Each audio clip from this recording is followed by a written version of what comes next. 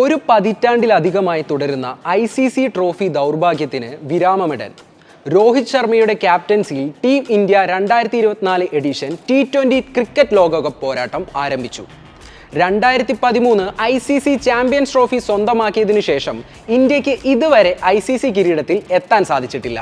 2024 T20 ലോകകപ്പിൽ അയർലൻഡിനെ 8 വിക്കറ്റിന് തോൽപ്പിച്ച് രോഹിത് ശർമ്മയും സംഘവും മിന്നും തുടക്കമാണ് കുറിച്ചത്. ഗ്രൂപ്പ് എയിൽ ഇന്ത്യയുടെ രണ്ടാം മത്സര ചിരവൈരികളായ പാകിസ്ഥാനെതിരെയാണ്. ജൂൺ 9 ഞായർ ഇന്ത്യൻ സമയം രാത്രി 8-നാണ് ഇന്ത്യയും പാകിസ്ഥാനും തമ്മിലുള്ള വമ്പൻ പോരാട്ടം. അയർലൻഡിനെതിരായ മത്സരത്തിൽ പ്ലേയിങ് 11-ൽ ഇടം ലഭിക്കാതിരുന്ന Malayali wicket keeper batter Sanju Samson പാകിസ്ഥാനെതിരെ അവസാന 11-ൽ ഉണ്ടാകുമോ എന്നതാണ് ആരാധകരുടെ സുപ്രധാന ചോദ്യം. നീണ്ട കാത്തിരിപ്പുകൾക്ക് ശേഷം ഇന്ത്യയുടെ ലോകകപ്പ് ടീമിൽ ഇടം നേടിയ സഞ്ജു സാംസണ് പ്ലേയിങ് 11-ൽ സ്ഥാനം ലഭിക്കുന്നതിനായാണ് മലയാളി ക്രിക്കറ്റ് പ്രേമികൾ കാത്തിരിക്കുന്നത്. T20 ലോകകപ്പ് ഗ്രൂപ്പ് എയിലെ ആദ്യ മത്സരത്തിൽ സഞ്ജു പ്ലേയിങ് 11-ൽ ഉൾപ്പെടാതിരുന്നതിൽ അദ്ദേഹത്തിന്റെ ആരാധകർ തികച്ചും നിരാശയിലാണ്.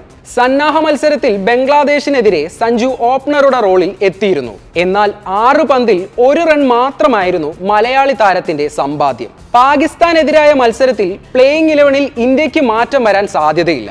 അയർലൻഡിനേക്കാൾ മികച്ച ബോളിംഗ് ആക്രമണമാണ് പാകിസ്ഥാന്റേത്. രോഹിത് മുതൽ അക്ഷർ പട്ടേൽ വരെ നീളുന്നതായിരുന്നു അയർലൻഡിന് എതിരായ ഇന്ത്യൻ പ്ലേയിങ് 11.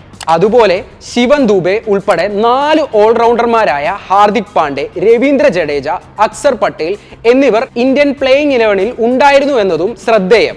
പാകിസ്ഥാനെതിരെ സ്പെഷ്യലിസ്റ്റ് സ്പിന്നറിനെ ഒഴിവാക്കി അയർലൻഡിനെതിരെ ഇറങ്ങിയതുപോലെ 3 പേസർമാരായ ജസ്പ്രീത് ബുംറ, അർഷിത് സിംഗ്, മുഹമ്മദ് സിറാജ് എന്നിവരെയും ഉൾപ്പെടുത്തിയായിരിക്കും ഇന്ത്യ ഇറങ്ങുക.